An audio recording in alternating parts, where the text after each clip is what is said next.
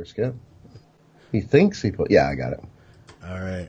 I don't even know if there's anybody watching us right now. Let's see. There's not. There's never. Yeah. There's about a dozen people watching right now. Hey, guys. All right. No, it's not. All right. We ready to start this thing up? Let's do this. Look what I got today. Boom. Ha ha. Is there a story? What do you get? Like a free? No, I'm just a little promotion for the sponsor.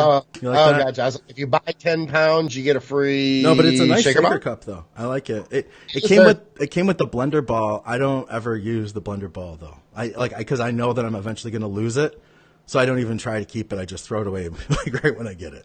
Is that the spring ball thing? Yes. Okay. All right. Yeah. All right. Have you seen them where they have like a stripper pole? And it's on the. I have one of those. Yeah. It's so hard to wash. It's hard to wash in the fucking dishwasher, right? Like, where do you put that thing? It's connected, right? It's connected to the top. I just lay it in just like the top where the glasses go. Okay, but water comes. I have this argument with my wife all the time about putting dishes in. I'm not the only. I can't be the only one. Yeah. About putting dishes in. Water comes from the bottom up.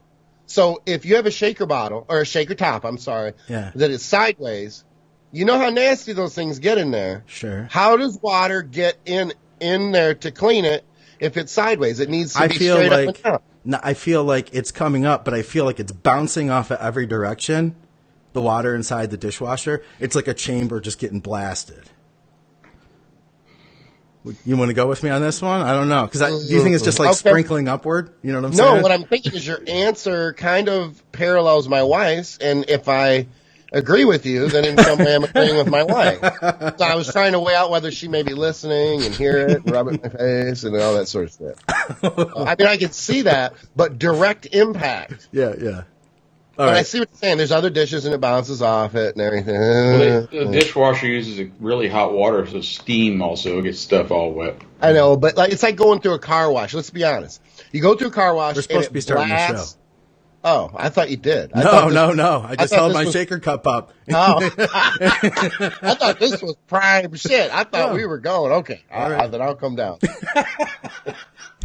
We got it. This is the stuff that we usually don't record, but now it's recorded. All right, here we go. Welcome back to Blood, Sweat, and Gear. I'm Scott McNally, and with me, as always, is Skep Hill and S2H. The show is brought to you by this shaker cup, TrueNutrition.com. You can use our code ADVICES at checkout, and that lets them know that you support what we're doing here. Guys, what's up? Skip. I like our pre-show banter. It actually got recorded this time. That was all the energy I had. That was really disappointing. I was on a roll. I thought we were going. You're like, we got to start the show. Well, it's going to be in the show now. We got it. It's recorded. So there you go. Fair enough. We'll just start it up. Mr. Incognito over there with, you guys can't see it. That's a bummer. I can see more. You guys can see more than the viewers. Mm-hmm. I saw that. And everybody saw that. That was highly inappropriate. Exactly. But what can you see, Skip? I can see the room that S2H is sitting in, and it fucking kills me because it looks like the room that I had when I was like 22, and I'm assuming it's his son's room, which is fucking hilarious. But he's got one window covered, but it's like covered with a blanket. Right. I see that. Yeah. So, and the other one isn't, but the other one was partially covered because it was hanging down. So what you do is when you don't, it's when you're a kid or you don't have much money. Me, I was the latter. I was working third shift in a small town. I was like a little over 20 years old, 22 years old, just married. Yeah. And didn't have enough money, so I would take those stick pins that you put in like corkboard, right? And you put a blanket up. And what's ghetto is you think no one, like, you don't even think that people outside are going to see it. Yeah. Drive by or whatever, but they do. And they see it's like an NFL blanket or something. But let's be fair. Let's just be honest. Anytime he's got blinds, so it's not on. No one's going to see that at S2H's house. I get that. Plus, he's out in the middle of fucking nowhere, and there's bush, and I'm sure his fucking house is camouflage anyway. Right. So no one's going to see it. But you be honest. Anybody listen? When you drive by a house or a trailer, I'm just saying, and you see a blanket in the window, tell me you don't think that is white trash. Just be honest. That is white trash right there, and you know it. I admit it. Or you said young people. No. You were white trash at the time, is what you're saying. Yeah, but in his own little kid way, he's like, I just don't care. I'm just gonna put a fucking blanket up over. He's probably using tape. Let's bring him in the show. S2H. I guess that's your intro, man. I'm sorry. Explain why your son is not white trash. We're all listening. Go ahead. People who forgot about poor white trash, baby. Yep. I don't know. He's got blankets on the window because he does, and the drawers are pulled all out on his chest over your clothes hanging out, and the Skip could see. I love it. I don't know. It's not my room. I just use it because I use his whatever this thing is I'm looking into, this laptop thing. So I don't know. I guess he likes it that way. He's a kid. He's like 18, almost 19. He probably jacks off like 8 times a day, so he's got to keep the light down. I better be careful where I'm sitting around here. Run into some old crunched up socks under the bed or something. When we go to break, just pull out a black light. We'll see how bad it is. It's been out before. Yeah, I know where not to go. Like in his bathroom in front of the toilet. All right. Well, let's turn this back around. We didn't really have a ton of like cool updates that were going on. I saw, Skip, you recently did post that picture of the syringe box on the back of the toilet at the Miami Iron. I remember initially you said you just sent that to us, like privately, but you finally came around to doing that, taking that out into the world, huh? Well, I think it's funny because I was hesitant to post it, I'll be honest, because I've been to so many gyms. Yeah. Well, I've been training for 35 years. I've been to gyms all over the country. I've never seen it before. Yeah. And even I was kind of, I don't know. Not like I wouldn't, train or something, but it was off-putting, like, oh, man. But then I talked to him about it, and he explained to me why, and I told, I get it. But it's funny because, I equate that with, like, that's hardcore. Right. But at the same time, I know a lot of people listen and a lot of people follow me. And I know that may be off-putting to somebody if they're not that hardcore. Here's what's funny. If you went to the reviews on, Yelp or whatever else for this gym, it's this thing about how, they'll say they saw people standing in front of the mirror shooting up with trend, so which is clearly bullshit. I remember you mentioning that. Yeah. Anybody shooting up with trend would do it at home or in the bathroom by the biohazard box. And how would you know it was trend, right? Yeah, that's a good point. I didn't even think about that. Yeah, let me ask it's got its own color, like uranium or something. It glows. Is this gym older, Miami Iron? Like, here's the thing I noticed. I've heard younger people now who have said like, oh yeah, that place is like old and trashy or something. Like they've got carpet. That's what they say. And then I started thinking about it. I'm like, the new gyms, they don't really have carpet anywhere. But I think like every gym I came up in had carpet. You know what I mean? It's not a thing that was popular like it used to be. Yeah, there's not carpet in there. I don't know who would say it's old. Like I say, we live in an age now where these franchise gyms, the 24-hour fitnesses and Bally's and stuff, and whatever, World Gym, Gold Gym, they all have this. What do I want to say? Like fitness club type look. Absolutely. They don't look like gyms anymore. But then you walk into like a Miami Iron or an Armbrust Pro or something, or probably Diamond Gym in Jersey, and you're Bev Francis, I would assume, same thing. These are all more old school. Even Bev's place isn't really old school, even though it's been around a long time. It's not as beat up. Yeah, it is. It's beat up in the sense that there's marks all over the wall from plates. It's dingy. It's dark because it's black. Everything is black, so it makes it look even smaller. Yeah. But it's. It's almost, and I hate to say this because it may sound kind of shitty, but if you walk in there and you're anything is off-putting about Miami Iron, you just need to fucking go home and go to a different, because immediately I'm just going to be like, you're just not hard, because this is the shit.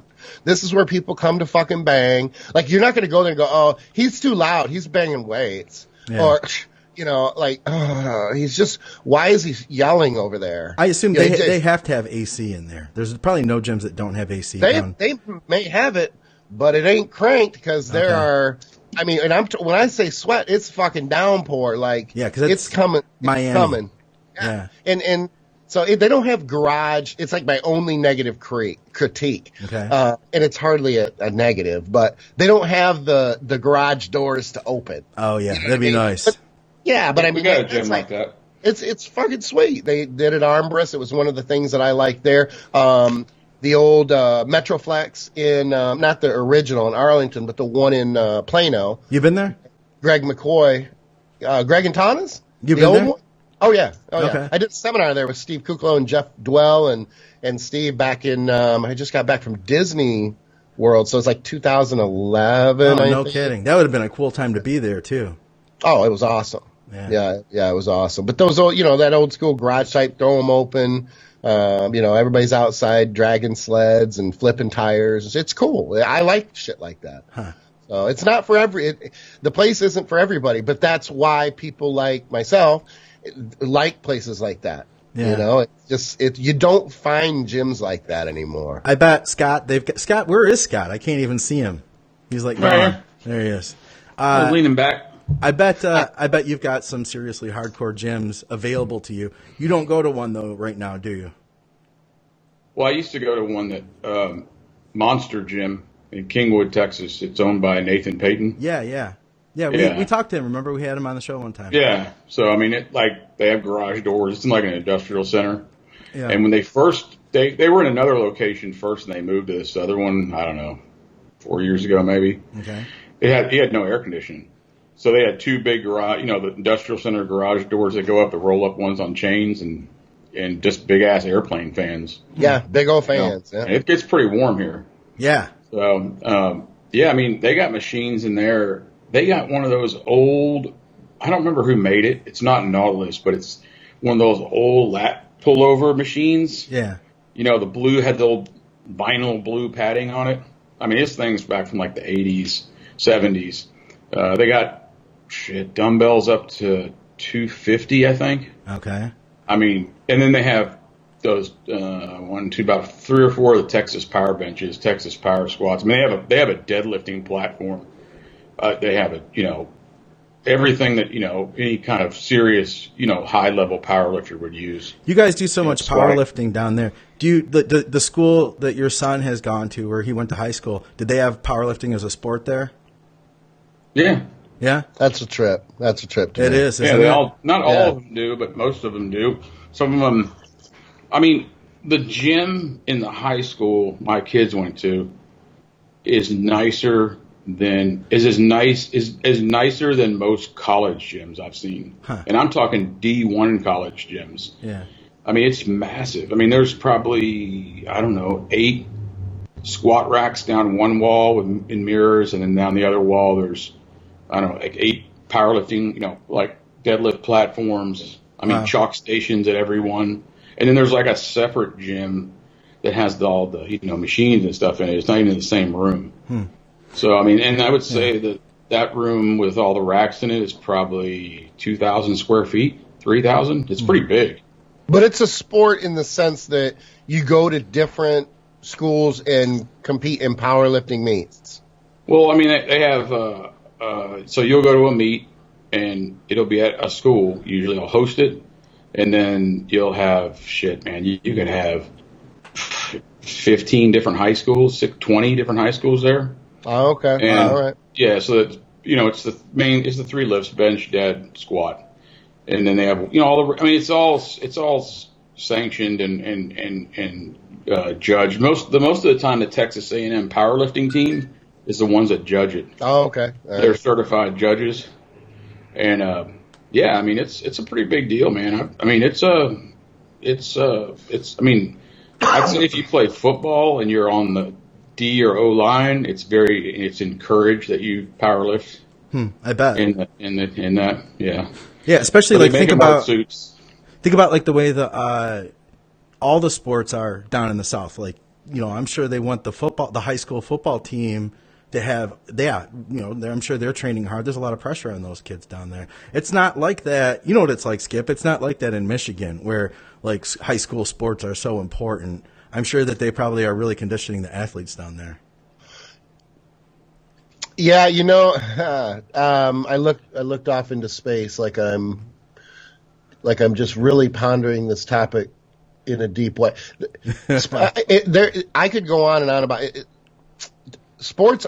Here's what I think. I disagree with you a little bit in that. I think that sports, and I hope that this doesn't.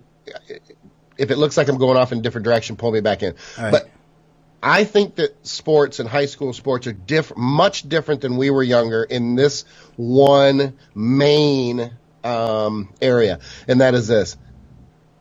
People who are kids who come from middle class or middle upper class, Yeah. sports don't mean anywhere near as much to them as sports do to kids who are in the bottom end of the middle class and who are I don't want to say in poverty, but aren't as well to do. And I think it's in part because they don't have as much to do, but they also don't have as many options when it comes to college and things like that. So I've always thought, if you give me a kid who's not as well-to-do and a kid who's well-to-do and on a football team battling for the same position, the kid who's not as well-to-do will have a better work ethic and give a fuck, and he's going to try harder. I bet. I can see that.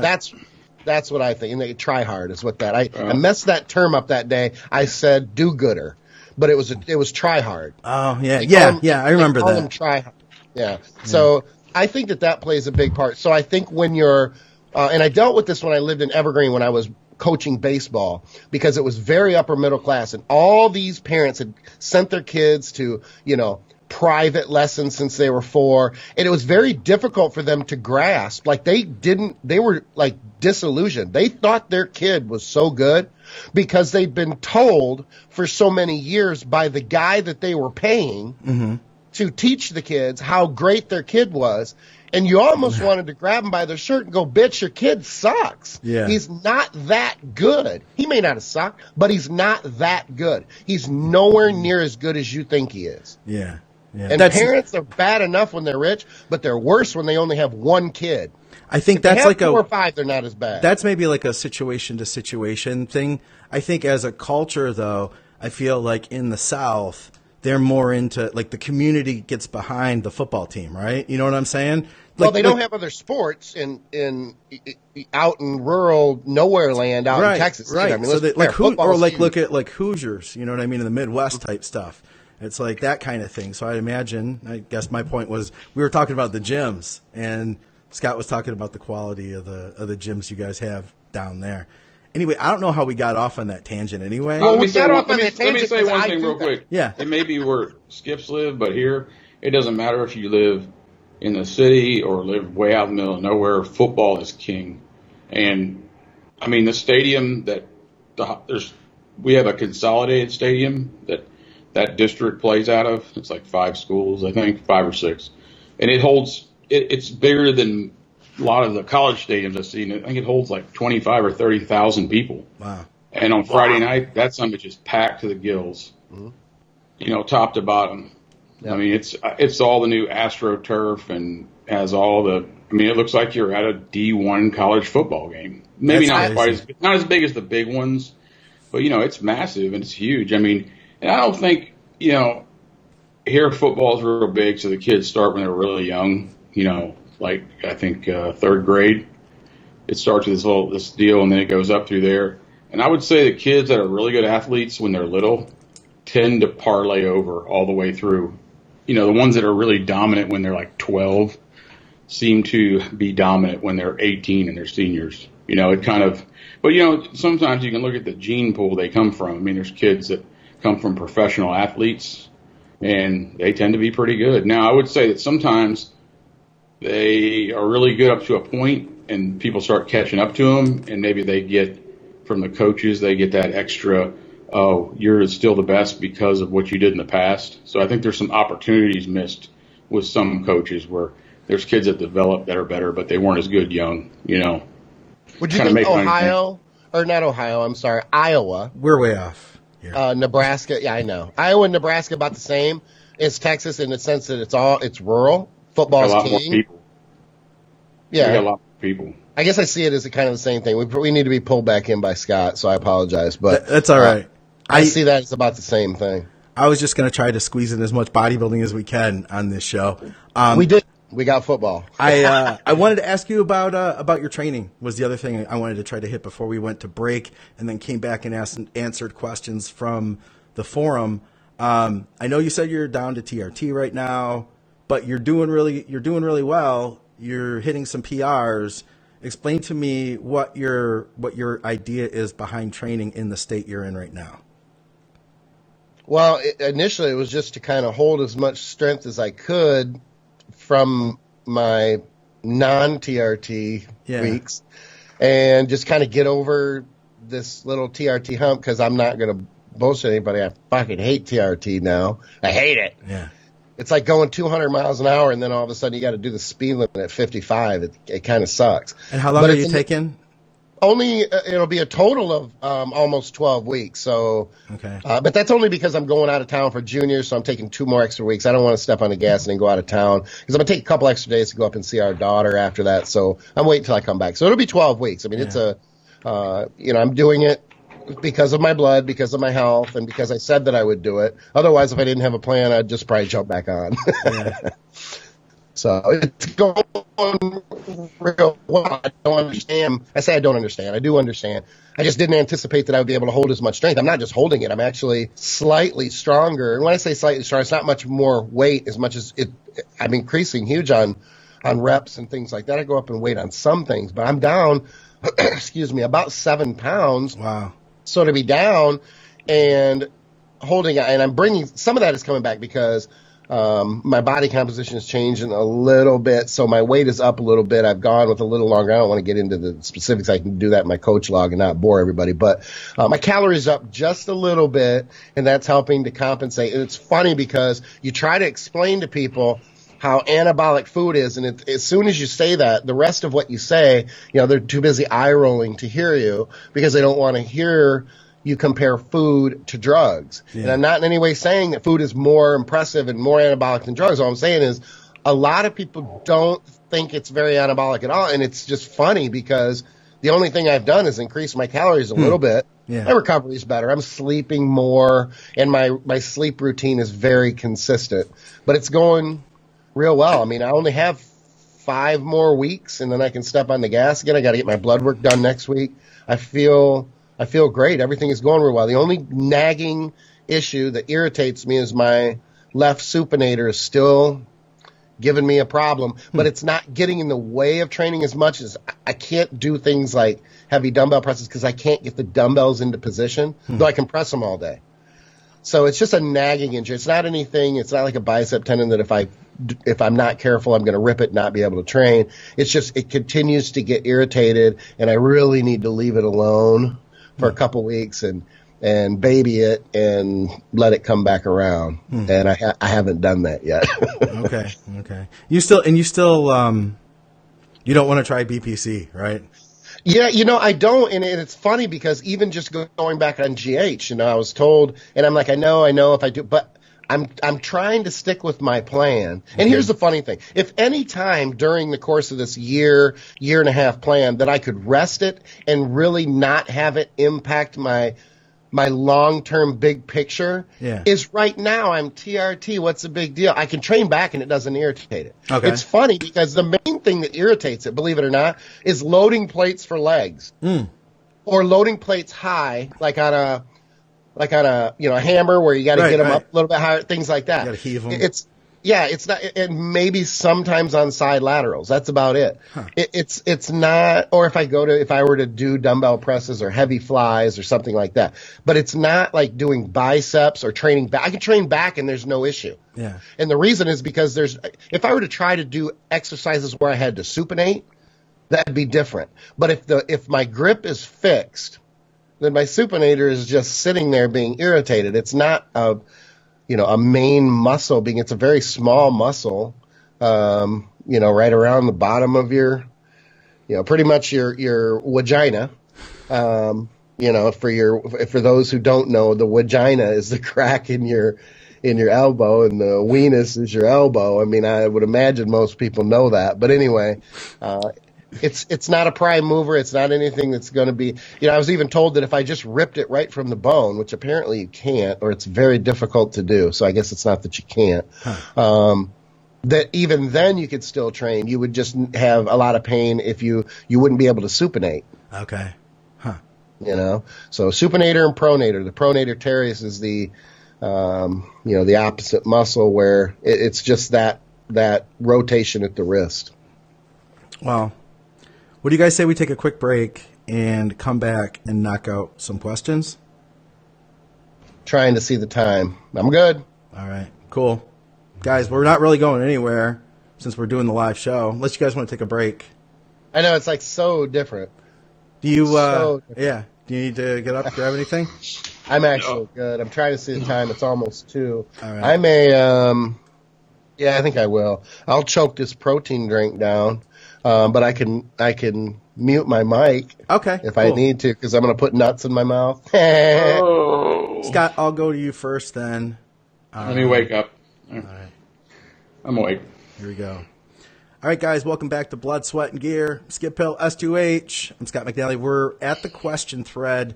If you go to forum.advicesradio.com, in the bodybuilding section, there are threads for all the shows that are stickied at the top. So we are in the Blood, Sweat, and Gear thread. Let's see. King Rob, this is his first post. He says, what's going on, guys? Been listening to you guys since you started and really appreciate all the knowledge you guys have been sharing. My question is regarding a trend stack for cutting. What compounds would you guys recommend using with Tren E dosing? And what's the maximum amount of weeks you guys would run it? Info on me. I'm African American, 24, 5'10", currently 205. It says, 9 to 11% body fat. Have done classic physique amateur show and am working towards a WBFF in the future. My current cycle includes Testy 250 twice a week, EQ 150 twice a week, then Sustanon 270 twice a week. My body responded very well to it and got into great shape. You say that was his? He said that was my current. Yeah. Okay. Anyways, how do you guys feel about implementing growth hormone? This is, I guess, another question. So I'll stop there. We're just talking cutting gear, I guess. Then. What about Tren E? Yeah. Well, I mean, if that's what he's got to use it. But I would use Parabolin. Well, he's asking. He's asking what to run with it, but I mean, for future reference, what do you like about Parabolin better? It works better. I don't know. It's less side effects. I get less sides from it. I think a lot of people do. Yeah. But I mean, if you've got Tren E, you can run Tren E. I would get, either some propionate or some tip or one of the short ones. They make all kinds of combinations of them now. Yeah. And run those together. Depends. I mean, I guess he's assuming he's cutting, so he's coming down to the wire. I mean, you could throw an oral in there, some Anavar or something like that. But I'd run the Tren E, a little higher than the testosterone, but not a ton higher if it was an anthate. Yeah. So like say he runs 500 a week of the E, he could run like 300 of the test or 400, something like that. Yeah, I found Tren E, for me personally, it just gave me more side effects. I didn't like it. I know a lot of people that have preferred it, but when I used it, I preferred ACE. I never had used the Hex version, but outside of that, would you agree with me that there's no really magic formula to creating a cutting cycle? You know what I mean? It's like you either get in really good shape or you don't, and that's really the most important thing. And if you use some sort of DHT compound on top of that or Tren on top of that or whatever, it's gonna get you pretty much where you need to be. The differences between different compounds you're using, I feel like, is going to be kind of minimal compared to the fact of the getting in shape part. Like, it's like, I guess what I'm saying is, I feel like, are we really giving them any secrets with a cycle? Like, I don't think it's as important as we're putting into it. You know what I mean? Yeah, I mean, diet's everything. I know the drugs aren't going to make that much of a difference. Yeah. I mean, they make a difference, but they're really helping you hold on to muscle more in a caloric deficit. I think people overthink it. I mean, I've seen guys run like cycles into shows that no one would think would ever work, and they look great. Okay, yeah. So it really comes down to putting the work in and dieting, and it's just where the compounds may help you hold on to your muscle is when if you're in a real big caloric deficit. Now, if you're not in a big caloric deficit, maybe you're the kind of person that's got a high metabolism, you get in shape real easy. Those are the people that really don't have to worry too much about it. They don't have to put as much, emphasis in it. I think it's all overthought, a lot of it, because you say, oh, you got to do this, you got to do that, then you run into some dude who just looks like $1 million, and he's like, what did you do, dude? Oh, I just ran like a gram of test, Cypionate, the whole time. Yeah. It's like, okay, so it kind of makes. I think people are trying to overcompensate and overthink it a lot of times. Yeah, that's kind of the way I've been. There was a time, though, I feel like years ago that I would have looked at that stuff, like the profiles online, and had been like, okay, it says DECA does this, so that would be the compound, that would be the secret I would want to achieve this particular.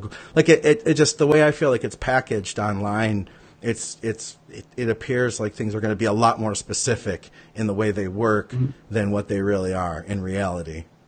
Well, it's like anything, it's marketed. Yeah. Or you're listening to people online that say, oh, I did this, that. Well, do you really know they did that? Or is it just parroted information? A lot of it's just parroted information. People do somebody does something, they look really good, and then the whole world thinks they got to do it. Where, that's not the case in a lot of the time. So, is Skip still eating? Oh, he just finished. That's perfect timing. I will say, to piggyback off that, because I do agree that there's a lot of information online that gets, it's funny too, because the information online, you say it's parroted. I would go so far as to say it's pretty much been cut and pasted for 15 years. Because you can go right now, if you Googled, say, Parabolin, and you went to like a steroid profile, and you went and read 5 steroid profiles on Parabolin, they're almost going to be word for like verbatim. Yeah. Like exactly. Same spacing, same spelling mistakes. It's like one guy created all the profiles, and then everybody else stole it and plagiarized it and cut and pasted. Yeah. Really, sometimes I really think there's one guy out there who really knows everything about gear, and the rest of us just stole it. But I will say this: when it comes to things like DECA, which I think is a good example for this topic, I think a lot of the sides visually, when it comes to conditioning, are misleading, because obviously, DECA aromatizes more than NPP or more than things with shorter esters. But if you're lean, and it doesn't even really matter like what kind of metabolism you have or anything, if you're lean, you're not going to hold water. Like you can take Anadrol and you're going to still be hard as fuck. So a lot of it is, well, DECA makes you hold water. It does, but that's pretty much being told to you by someone who's fat, because when you're fat, DECA will make your fat ass hold water. Yeah. A lot of water. But if you get lean as hell, DECA isn't going to make you all of a sudden blow up with a ton of water, and neither will Anadrol or the longer esters. I think what happens is people, it's just a semi going through my bedroom. It's actually going through Scott's bedroom or outside of his window. Anyway, I think what happens is we're so anal, and so which I don't necessarily think is bad. There's really nothing wrong with paying attention to detail and making sure all your bases are covered. Sure. But I do think you can get away with a lot more than what we think we can. We just want all of our bases covered. We don't want to make the wrong decision and go, oh shit, I should have treated that with more importance or more significance than I did. Yeah. So I think it's cool paying attention to. They don't aromatize as much, okay? But if you get lean as fuck, one of the good examples is people will say, well, that's just a genetic issue because that particular person you're talking about went on to win several Olympias. But I knew firsthand someone who not only won a bunch of Olympias and would hear straight from his mouth what he was taking, and that guy may or may not have, say, stolen a $100,000 bracelet. But oh my God. In his first shows, this guy is kicking everybody's ass taking DECA. Not necessarily. I didn't say anybody's name. And the truth is this was told to me straight from his mouth, that he was using DECA to get ready for those first few shows. You're getting ready for DECA and you're using long ester tests and DECA, and you're showing up and destroying everybody. Yeah. So, well, and especially that's an an extreme example, but I get what you mean for sure. I would say one thing I would argue would be like D-ball is going to aromatize more into estrogen, and if you blew your estrogen up really high, then you may affect your fat loss, possibly. That would be like that'd be like the only thing I could think of, though. But I mean, I guess if you really wanted to use that and you use more Arimidex, then you could probably control that. I guess it might not be ideal, but that's like my only argument against you if I were to try. Right. Yeah, exactly. And I agree. I even think, though, too, like I said, if you're going to do it, you want to do it right. And you want to make sure your bases are covered, and we all do that. But in reality, if you're just going to get lean as hell, let's just say this. If you don't have a lot of money, you don't have a lot of availability to a lot of different drugs, if you plan on getting really, really lean, you can do a show and be shredded on something like a DECA and a long ester test. Yeah, you need to cover your estrogen, but in reality, you get really, really lean. Yeah. You can get really shredded and have higher levels of estrogen. You can. Sure. I mean, it can happen. So yeah, I could see it. Especially the guy you're talking about, Yeah. And like I said, there's a genetic component there. Don't get me wrong. But there are a lot of people. You're not going to get someone with shitty genetics who's going to get shredded and be big anyway. So there's that. Yeah. All right, he had one more follow-up. So once again, he was 24, 5'10", 205, 9% to 11% body fat. He also says, how do you guys feel about implementing growth hormone at my age, being someone relatively new, 2 years on and off to steroid use? Do you think it would be worth it at this point in the game, or should I wait? Pros and cons for someone like me. Thanks, guys, and keep it going. How old? 24, and he's been training 2 years on and off. Or I'm sorry, 2 years. He's been using gear 2 years on and off, and he's 205 at 5'10", about 9 to 11%.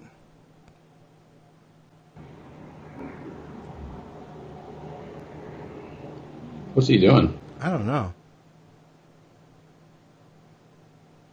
Somebody's in his house, I guess. His cat. That fucking cat's there. We can't hear him, though. I think something, I don't know. Anyway. I would say wait at that age. Yeah. I don't think there's a need to jump right into it. You don't even know your potential yet. Yeah. Maybe he's got a home invader. I don't know. I'm back. We didn't know what happened there. Small equipment, borderline equipment failure there. But anyway, you know what? I thought you were going to go to S2H first anyway, so I apologize. But that's all right. 24 in growth or 44 in growth, to me, is night and day. I think to get the same effect, and let's see if S2H shoots me down on this or if he agrees. To get the same effect, 24 compared to 44, you almost have to triple your dose at 24. And he's only been at it a couple years. I mean, I don't think if I had a 24-year-old client who was, let's say he's just going balls out and he does have potential to get to, the high amateur level, or he wants to get a pro card or something like that, even after a couple years, I'm going to try to talk him down. If he insists, then okay. But if you have more years under your belt and you're older, you're going to get so much more benefit from using growth, in my opinion, than someone who is younger like that. I think you have to, I want to say mega dose, but I mean, you got to take a lot more growth when you're younger to have kind of the same effect as when you start to get up into the 35, 40 and into your 40s. Do you agree, Scott, or no? Yeah, I said while you were fucking around with your shit that I wouldn't do it. I would just 24. You don't know your potential. You don't really probably. There's no need to try it. Then I think you're just kind of pushing something in that isn't necessary. He's probably got pretty decent natural growth hormone release still. Yeah. So I'm not at that age. I'd tell him to hold off. And it's already. I mean, without it, he's already at 9 to 11%. It doesn't sound like he's struggling to get there, and that's pretty lean to already be at. It's not like he would need it or something to get harder. I'm sure that he could make some dietary changes and do that. Yeah. I'll go on to the next one. Do you guys use any SARMs yourself? Prescribe them for clients? Any thoughts or experience with RAD 140? I'd seen this one gaining popularity among people I consider credible and was curious to hear your opinion, the opinion of you fine gentlemen. I can tell you I've heard about Rad 142, but I feel like everything personally has just been overhyped that's new, and I haven't used any of it. I haven't used any SARMs personally. I know Skip follows that, and I've seen some stuff that seems to be promising, but most of the effects that I've had a lot of clients that know a lot about them and that they've used them in place of using gear, so I've understood dosing on various products, and I've seen things carried out, especially by guys that have been natural otherwise and they wanted to start dabbling. And I could say that none of them have been like great either way, as far as I've seen. But that's just me. I'll give you guys some time to think, though. Who wants to tackle that one first? Jump on it. I think they're good for females. Yeah.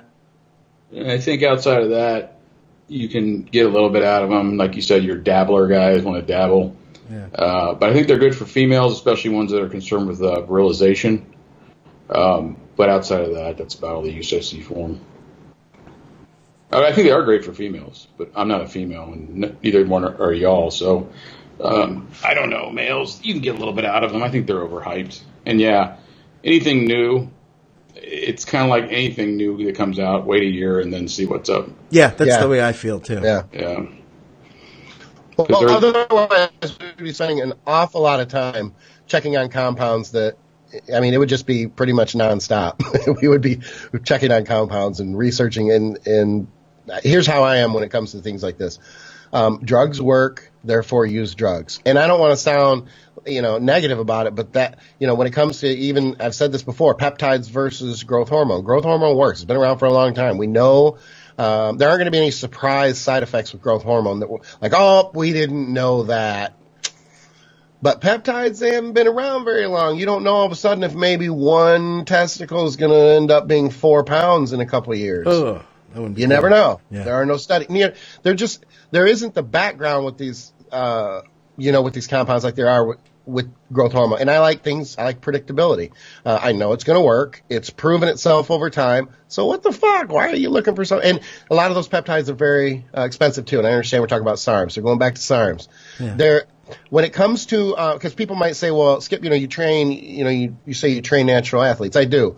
Here's who I don't train. And I'm just being honest. I'm being completely transparent. If you're a natural person who's natural and you don't want to take a bunch of shit and you want to stay natural, then I work with people like that. If you're that natural guy who's under the microscope and you're doing, 20 hours of your day is research about all these compounds that you can take that you can still remain natural, but some of them are questionable anyway because, I don't know, the FDA hasn't gotten a hold of them and made them illegal yet. Right. You need to work with somebody else because that's not my area of expertise, and it never will be. I don't have that kind of time to research things that I have no clue about and have not heard about. Yeah. If I hear about them, you guys are saying the same things I think. If I hear about something long enough, then it's on my radar and I'll check on it. Yeah. But you can continue doing what you need to do without it until that time, right? That's what it comes down to. You know what I mean? Absolutely. And a lot of these things pan out to be nothing. Your phrase and how you worded it, overhyped, to me it's very, very true. And it's very true in our industry with supplements and borderline. It's true with everything, really. The 99% of things are overhyped. They run their cycle. They get hyped. They run their cycle. Everybody has to do them. And it's not just supplements. Sometimes it's training philosophy or novelty things like, occlusion training or things that like that. And I have to be careful because I don't know if you guys like that. You may like that. That's cool.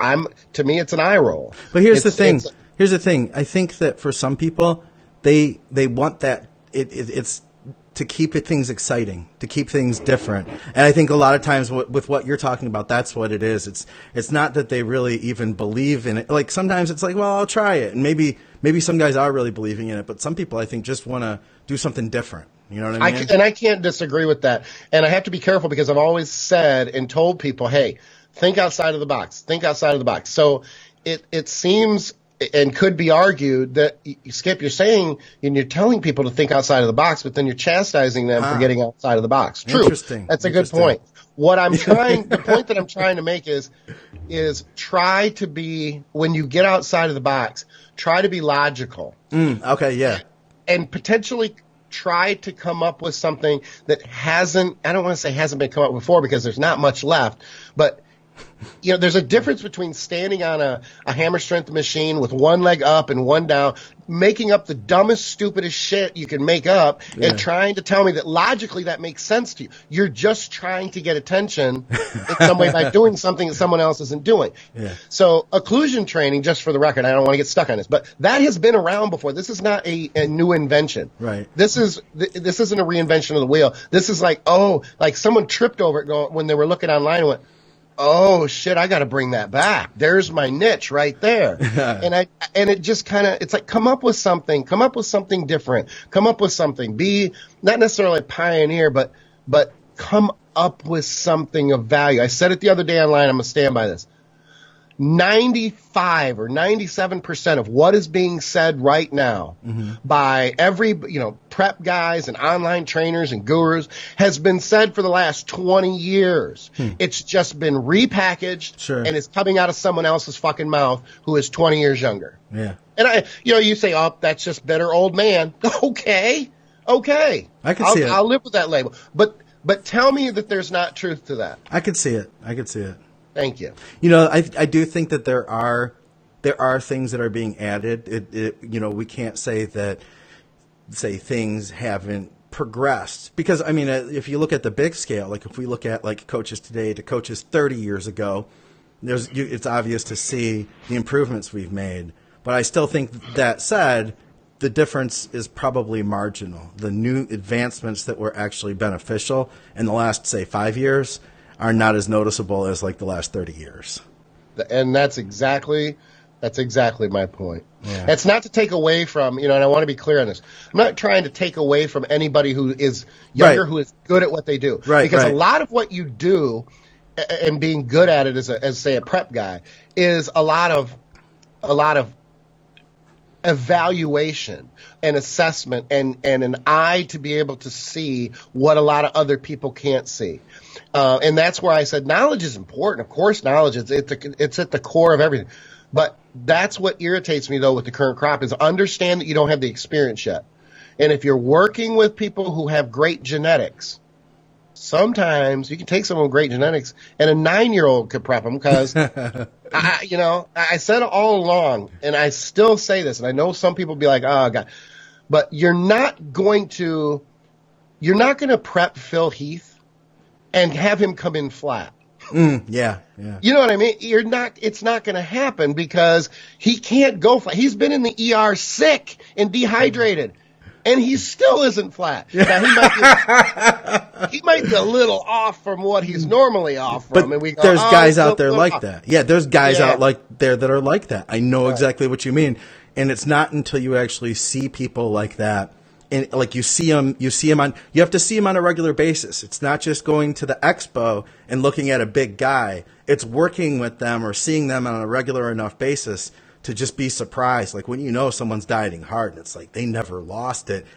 There's something in seeing it that I know you're talking about right now that people can understand it, but that's genetics right there. You know what I mean? And I'm trying to clarify just to make sure that people understand. I'm not bashing young prep like right now with what I'm saying and what I posted online. I'm not bashing young prep guys for being good at what they do. I'm giving them props for that. I'm bashing everybody who's younger to be able to take a step back and say, if I'm not that good at what I do, how much of what I'm saying is just regurgitated bullshit that I'm taking credit for? And a lot of it is. Yeah. And people might say, well, Skip, if that's the case, then what do you think? Do you think you pioneered everything? Not at all. And to even make that statement, they don't know me because people like me give credit to everybody who came before me or them and have always said, I've been the first one and a huge advocate to make sure that you respect and give credit to the people who came before you that you did learn from. But I'll say this too. I feel like a lot of times I don't even want to say answers to things because I feel like what I've learned, so much of it has been through like talking to you, talking to Scott Stevenson, the last 2 years of doing this show, like my learning curve like just blew straight up. And so I feel like a lot of that isn't mine to begin with. So I get what you mean. I get where you're coming from. You make the point. You make my point. You think about things like that, but a lot of the younger, they're just out there just going at it. There's no credit given to anybody. There's no actually. It appears maybe I'm just wrong. Maybe somebody hit me and go, no, that's not true. Okay, but I don't see any indication that they're even thinking about it, like you just said you did. It's the part of it I think is just looking at your history. You know what I mean? And appreciating kind of the bigger picture. And I think that takes a bit of maturation. You know, you have to be able to, and a little bit of respect to be able to say, okay, you know, I didn't invent this. There's a reason that I know this, and it's been picked up from people over the years. And it's certainly not just me. I'm not bitching like, oh, people aren't being respectful to me. That's not it at all. No, I get it. I'm just saying in general, it's just disappointing to see. But I go through these little ups and downs because I do, and you know, because we'll talk about it off air, how I get frustrated with the current state of the industry. I think it's getting better, believe it or not. Well, Matt Marshall. I do. Matt Marshall, I hope that answers your question about SARMs. This is going to be the day of tangents, and it's all my fault. All right. We have a big one here. I'm going to do it, though, because I started reading the first few lines, and he's just like 3 weeks out, so we're not going to put it off. And we will allow the long post. This is back from Gazzy again. Writes back, it says, hey, guys, a bit of a long... Yes. Bit long-winded here, but wanted to try to explain my thought process behind the message and include details, so apologies.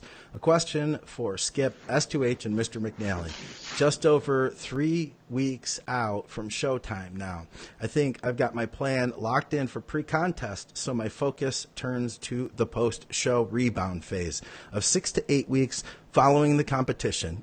And my question references something I recall Dr. Scott mentioned on Muscle Minds. Not sure which episode, because I've listened to all of them a few times now. Right on, man. Thanks for listening. And we are glad that you are learning from the shows. Obviously, my intention for the 6 to 8 weeks is keeping condition tight while maximizing the growth potential through diet. Dr. Scott rightly pointed out that hunger often causes people to overeat or increase macros too rapidly for the body to handle, so it stores body fat at a faster rate. Wait a second. Faster rate. I lost my spot here.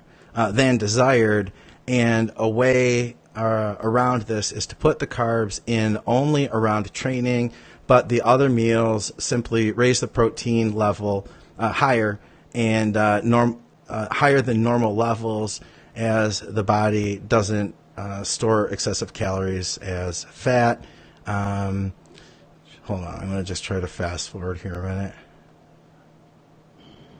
minute. He says, my thought would be to have meals consisting of carbs, protein, starting around 200 carbs a day total, on training days, in my pre-workout meals, and 2 meals preceding training, while the other 3 or 4 meals of the day would not have carbs. Non-training days would consist of protein and fat only. So you guys get the gist of the question. He put out a bunch of some specific numbers here, but I'd rather talk about it just a little bit more generally. He's talking about, so post-show, how would you guys handle the rebound, trying to stay lean while optimizing muscle growth? I think that's the gist of the question. Do either of you guys want to volunteer to take this one first? Either of you are welcome. I feel like Skip, your team Skip, you may have your answer already in your head. We're going to say the same thing so he can say it.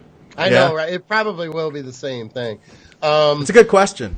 Yeah, it is a good question. At the same time, I want to make clear to people that it's difficult to give specific numbers, even if he gives specific numbers, because I know him because I've worked with him before, but it's also been 7 or 8 years since I've worked with him, so I don't know metabolically where he is right now. Right. The easiest way to, and it's such a fine line, because yes, you want to grow and you don't want to gain too much body fat.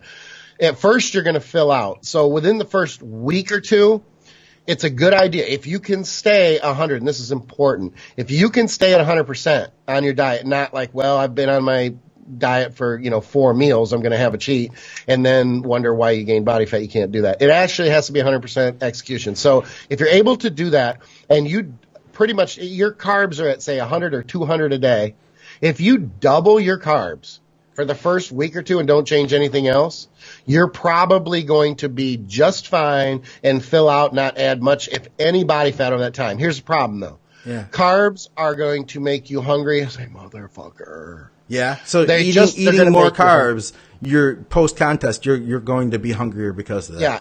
And you're going to be hungry anyway. Don't get me wrong. Yeah. But when you throw, it's almost like throwing a little bit of gas on a fire, and it starts to take off. Your hunger is just going to be, it's going to be difficult. Huh. So you're probably going to have, I think he's got the right idea. He wants to take his carbs up around the training. And then I still think, though, I think he mentioned going protein fat. Yeah. You're going to have to increase the fat there. You got to be satiated when you don't have the carbs in there. Okay. And then he's saying keep carbs out of non-training days. I'm not against that. I don't think it's a bad idea. Maybe even just to start and to evaluate, and then potentially add some carbs back into, if you're going from 0 carbs on non-train days and then you throw in 75 to 100, you can assess there. I think the most important part of this is this, and people need to understand, don't make a plan post-show and then go, I'm going to evaluate it in 2. I'm just going to do it and I'm going to stick with it for a week or 2. Yeah. You need to be able to see and honestly assess 3 or 4 days at a time. Yeah. And you have to be able to honestly assess whether you're just filling out and it's water or you're just taking in too much food. And it's just not good. And that honest assessment is difficult. And that's where, people like myself or working with people who control your nutrition and your plan and coming off of shows can be good, because then you're not going to be biased by how hungry you are and try to convince yourself, oh, I'm just growing. Where I notice personally, I see it in my digestion. If I'm overdoing it, my digestion starts getting fucked. And I've seen that in a lot of people too. I know that, like, okay, that's one sign that your body, or my body is giving me that, like, we're pushing a little too much right now. Because you shouldn't be getting, like, all distended and bloated post-contest, right? Exactly. And gassy. I completely agree with you. So you can watch it's a very good point. Watch your midsection and pay attention. Obviously, throughout the day, you're not going to be your waist isn't going to be as small and tight before you go to bed as it is when you wake up in the morning, especially post-show. But yeah, if you're gassy, if you're distended, or you feel like you're full and it's time for another meal. Yeah, probably not a great idea. You can put that meal off for another hour or so and see. Yeah. That's a very good point. Yep. Scott? Yep. That's what I figured. I wasn't sure, but I figured, I'm like, we're going to be pretty close here. Yeah, I agree. And I'm having a back spasm, so. Oh, man. I'm in the middle of trying to unknot. He was telling me about that before the show, Skip, before we connected to you, that he was dealing with some back issues. I'm going to the final page of questions here. This guy says, I wrote a long thing in the steroid Q&A thread, but just moved it here. I've been fluctuating between 18 to 24% body fat for 2 years now. I can't seem to be consistent enough to get to my goals. 12%. I blast and cruise. Blasts are always less than a gram, but cruises are usually 250 test, sip, and 150 milligrams of Primo E every week. I've been down to 16% a couple times, but all the excess saggy skin. I used to be 300 pounds of pure fat after 210, now after lifting consistently for 5 years. Completely killed my drive to continue. So he said the saggy skin completely killed his drive to continue. Then I figured I should give up on being lean and just put on muscle, and I eventually got back to 20% area and feel fat and gross, then started to cut the calories again. I never make much progress getting lean and putting on muscle because I don't stick enough to my goals. My diet is on point, but I don't get discouraged by the loose. But I don't get discouraged when I don't. Excuse me. there's a lot to read here, and it's weird stuff because he's got things in parentheses, so I don't know how that's supposed to read in. My diet is on point when I don't get discouraged by the loose skin and unintentionally dirty bulk my way back up to 25%. So anyway, here's his questions. How do I achieve my goal of getting to 12% body fat? He can't get below. He's fluctuated between 18 to 24. Bulk first, so there's less loose skin when I get there. I see what he's saying. Grow. Okay, he's speculating as to what he might want to do here. I'm just going to leave it at that. Yeah, that's a good idea. I know my response will have nothing to do with anything else he says. Yeah. Go ahead, Scott. Want it? Hire Skip and quit chasing yourself around the circle. You're chasing your tail with your head. Well, it's a good point. And even if it's not me, you need to give somebody else the reins because this is more of a psychological issue. I understand they can be defeating. I've seen this, and it's so difficult to watch. When you see someone work their ass off and they get lean, and then they have to deal with skin that's not tight. It's really kind of a bitch. And you just look at it, and even when it's not you, you're like, that is really, really unfair. Yeah. Now there are there are things. I mean, I guess you can have minor surgeries to either remove skin or tighten up, and I understand that. But then you have to. I think people who struggle with loose skin will also struggle with the scars that are going to be in place too. So then it becomes which one is the lesser of the evils for you psychologically, and both of them are probably going to be tough. You're not to the person, and I want to say this with sensitivity because I don't want this to sound shitty. Yeah. You're not dirty bulking though when you gain the weight. You're giving up and you're throwing your hands in the air, and that's just me being real. That's a good point. And I think in saying that, the reason I think someone might listen to this and think, well, that's pretty shitty. You don't know. The person who asked the question knows. So if the person asking the question can honestly say, no, that's not what, then call me on it. That's a good point. That's a very good point. I like that one a lot. Yeah, it's just that's just the reality of it. And like I said, that person will know while they're lying in bed at night staring at the ceiling fan. That's when you realize, for the record, when you're lying in bed, you can tell all the lies and bullshit. And I'm not. That sounds like I'm telling he's lying and bullshit. No. I know what you mean. Bullshit himself, if I'm right, and I think I am. But we can all lie and bullshit everybody all day long. But eventually, you lie down at night and you stare at the ceiling fan, and you know if you're full of shit or not. You know if what you said is true or if it's not true, and type person you are. So I like to use the ceiling fan metaphor. Did you make that up, or did you hear that somewhere? No, I actually. I think I do some of my best thinking three times. Looking at the ceiling fan at night while I'm lying in bed. Don't say pooping. It is. It's always on the shitter.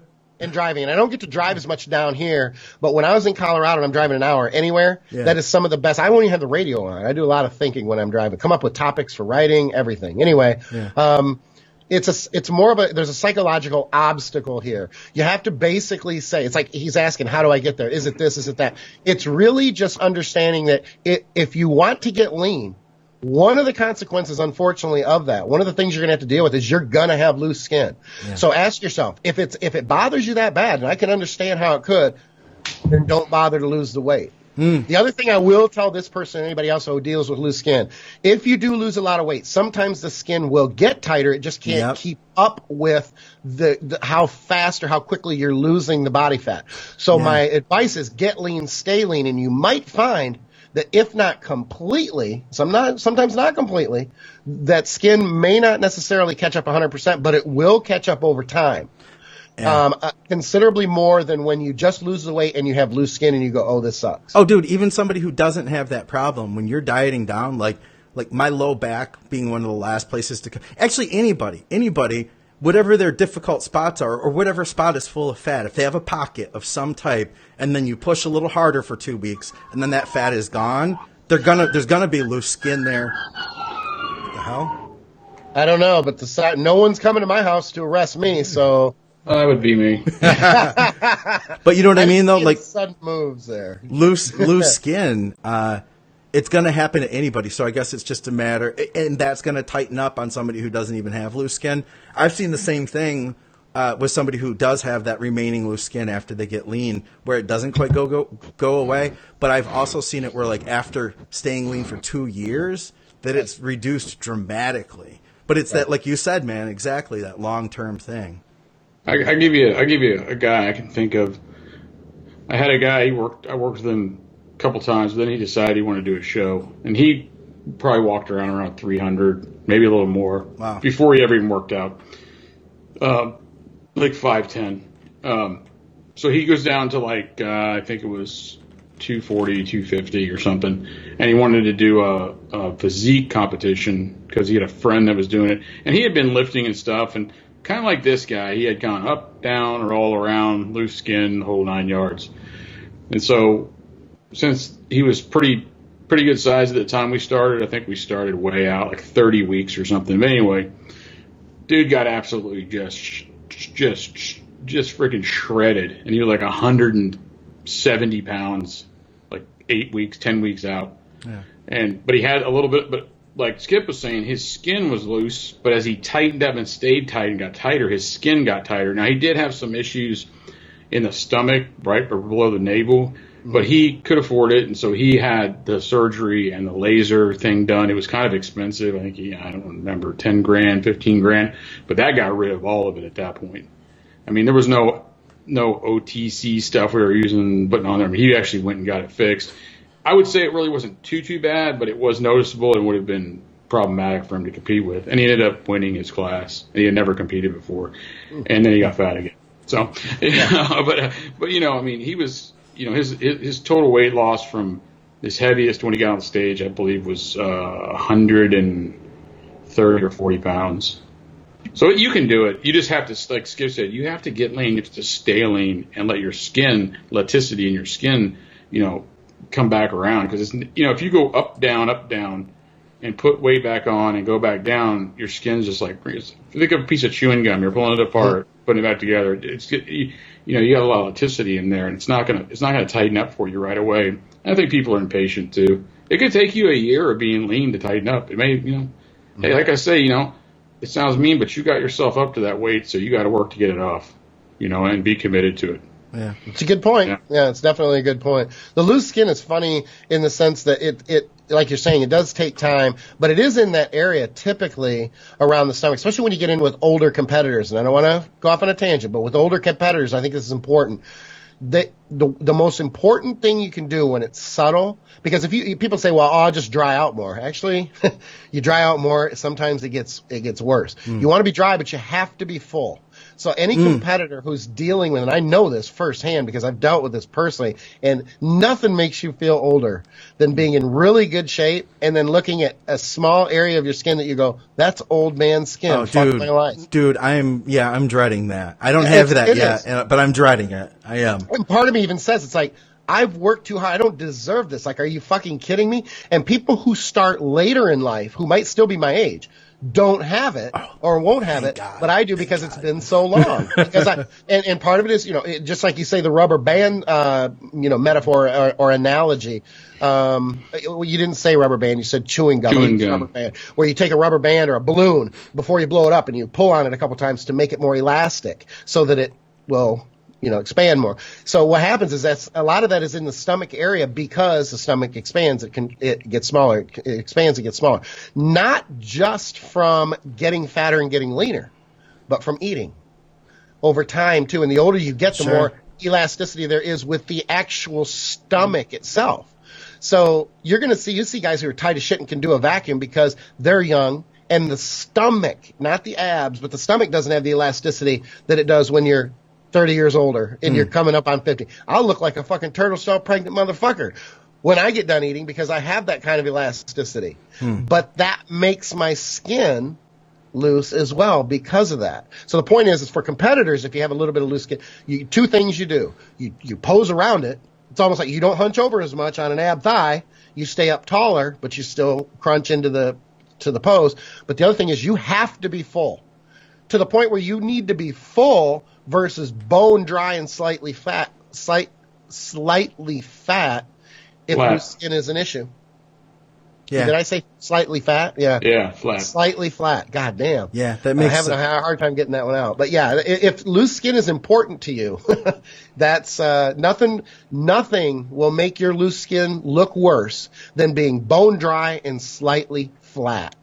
There was I just did an interview with Josh Wade, and he pointed me to Juan Morel's video, which Juan was practicing vacuums. I don't know if you've seen it or not, but Juan is hitting a crazy vacuum, and he got Josh so basically Josh was inspired, and so he's been practicing vacuums, and people are, so I think, and I hope this is true, that you can train the transverse abdominis muscle to be able to pull in and still vacuum and maybe reverse some of that, I think that there can be some truth to that. I've actually been looking into that over the last year and a half. It's probably been a year and a half now because I started doing them too. Okay. There is some truth to the fact that, or a theory, that as we age, the abdominals may continue to get stronger, but the TVA either gets... Is that a transformer? What is that? It's a drone over your house, Skip. Yeah, I don't know, but it's really unnerving because I don't like things like that. What the hell is that, dude? It sounds like a transformer. It sounds like someone above me, like they're doing work above me. I'm beginning to not like this apartment setup. Yeah? Yeah. The house in the middle of nowhere was a lot more. I keep looking up like there's going to be a giant drill bit that comes through the ceiling or something. I'm trying to look up through your screen. Exactly. Do you see anything, Scott? It's ET. So anyway, I'll move on. We have one more question here, guys. That was the TVA though, right? I want to make sure I was on the because I. Here they come again. Yeah, that was what? Yeah, I want to make sure I was on the same topic as you with the TVA. I just didn't know. Yeah. No, go finish what you were saying. Well, my point was just that I think that there could be something. There is a theory there where as we age. And even though we're training and our abdominal muscles are getting stronger and might even be, thicker and more muscular, that the TVA isn't as strong. Here's the point that kind of backs this up or has made me look into this more. You see better TVA development physically when people are younger. You can look at physique guys, you can look at bodybuilders and everything else, and when they're doing upper body shots, it might just be a hands on hip most muscular or something like. It doesn't need to be an ab thigh. You'll see better TVA development, the V going down the hips, than you will on older guys who might have even better abdominal development. So there may well be something there. Absolutely. And it would be nice if that were the case. I could see that. Yeah. Oh, I've been practicing, so I'll keep you posted too. Nice. Let's see. One last question. What do you guys eat with insulin? I do 10 carbs per IU, Novolin R.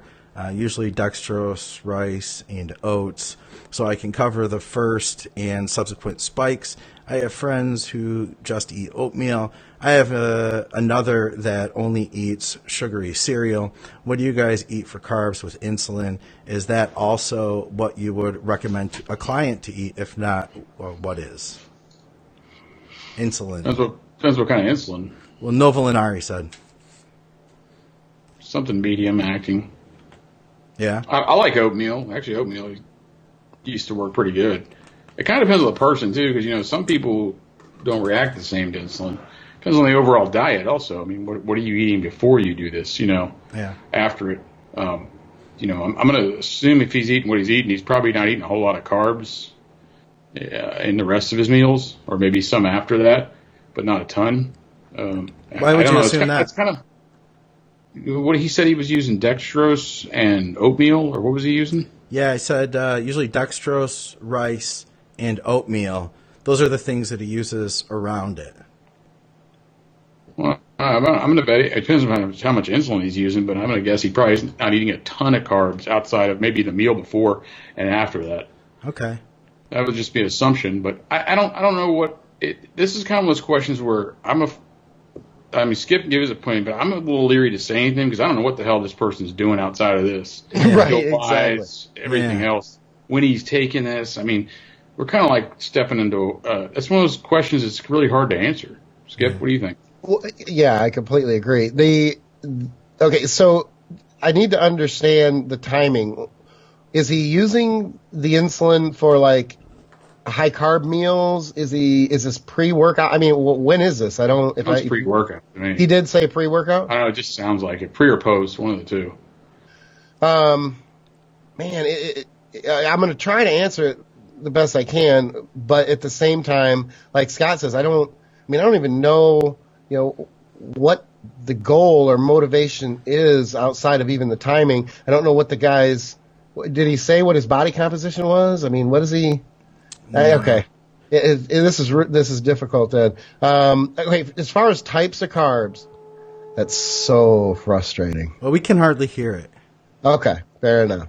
I'm just OCD and very anal when it comes to things like that, and it drives me nuts. So, when it comes to types of carbs, I mean, he's got the right idea. They need to be fast. They need to be dextrose. They need to be, if he's using cream of rice, great. I think rice is great, any type of form of rice, because it's well tolerated by most people. Yeah. Versus, cream of wheat or something that might be, other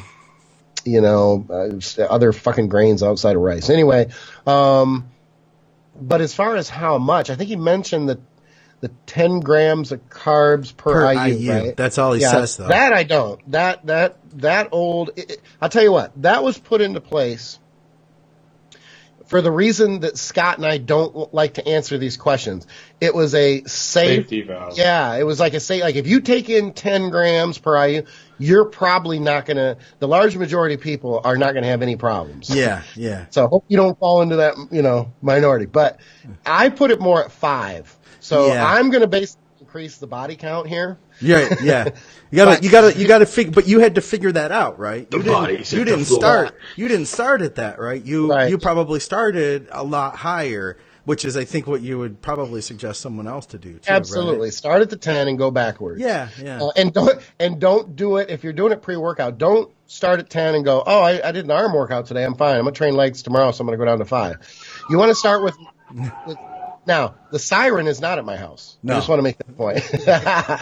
Okay, so you want to start with that higher carb intake and sit on it for a week, maybe 2, and then adjust from there downward. But you're going to find that most people are in that 5 grams per carb IU. It also depends too. If we're talking pre-workout, it's not even just about the carbs that you get pre-workout with your insulin dose. Okay. You got to be able to maintain blood sugar levels, and while you're training, that's difficult to do. So you better have an intracarb. Yeah. And how much you're going to need is difficult because, like I say, are you training arms and calves, or are you training legs? How long are you training? What is your style of training? If you're training DC and it's short and intense, and you're in and out of the gym in an hour, versus training something that's high volume and you're going to train 30 sets in 2 hours, big difference. Right. What your body's going to rip through when it comes to carbs. So I hate to answer questions like this with, gosh, this is so difficult to answer, because we want people to ask questions and we want to be able to answer the best we can. Some of these, though, are really, really difficult to answer because we need so much information. Well, I think we gave them some direction, though. If you started at 10. I mean, it's like, how did you figure it out, I guess, would be the answer. You know what I mean? Exactly. And that's what you start high, you start to work down. It's just a constant assessment. It's analyze and assess. And, to do that and to get correct feedback, you have to execute it 100%. And if you can't do that, then you need to put up things like that. Yeah. You just, you're not going to be able to assess things accurately if you can't execute it 100%. Yeah. S2H? Yep. Just don't cut it down too much, or you'll end up like me, using your GPS to try to find a Shell station to shove your face in the candy aisle. You haven't told that story in a long time. I remember hearing it on PED, and I think you told it once here. But what was the gist of it again? I was experimenting with insulin. And so I left the gym, and the gym I always went to, that I always went the same way home, not that far. And I went hypo, and I couldn't figure out where I was at. And so I GPSed in the car, a gas station. Well, actually, I GPSed my house, I think. I couldn't find it either. But I came upon a Shell station, I think it was, and I pulled in real quick. I got out, I went down the candy aisle and proceeded to start stuffing my face with candy. And the little clerk guy comes out. He thought I was stealing. And I was like, I literally probably had wrappers all over my face and the floor. But don't do that. You don't want to do that. So I was probably cutting it a little bit low on the carbs with it. So yeah, don't do that. If you end up in the Shell station in the candy aisle, looking like you're pulling off an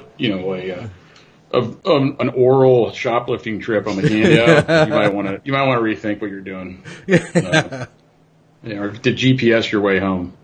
Yeah. So, yeah, that was kind of funny, but it was all right. Yeah, it is what it is. Live and learn. Yeah. Oh, that's good. I think that's good information we had there. That's it, guys. That's all the questions we got. We made it through another episode. Anything I should be asking? Anything going on, guys? Either of you? No? My life is about as exciting as S2H's right now. Yeah. Uneventful. There is not much going on. I told you before you pushed the button. I did have a good time this weekend with my wife. My wife was trashed at a Brazilian steakhouse with some friends of ours. Yeah. Alex, you know Alex Whithold. Yeah. Germinator. And his wife, Marcia. He had a great time. It was his birthday. Nice. But I mean, so I shouldn't. I guess when I say that, I don't want them to. Oh well, shit!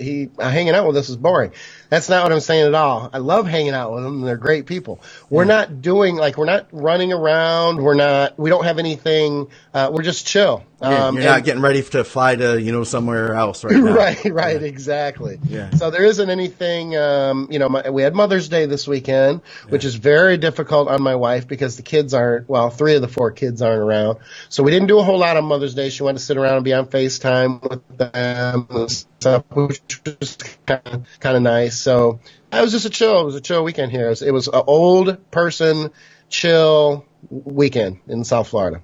And I know S2H hurt his back, so he's. I'm going to get a massage right now after this. I'm excited about that. I don't know what I did to it, but my legs have been numb all day and all that stuff. So I know that you didn't do it in the fucking gym. All right. I was humping your old lady. I got through something out. Oh. That was. Yeah, I missed her with the money shot that way. Went up on her leg, but it's a whole other story. It's so hard to edit video too, isn't it? It's not gonna happen. All right, guys, let's get out of here for another episode of Blood, Sweat, and Gear with Skep Hill and S2H. You guys can go to teamskip.com to find out more about Skep Hill, and of course, go to TrueNutrition.com and use our code ADVICES. We will see you soon.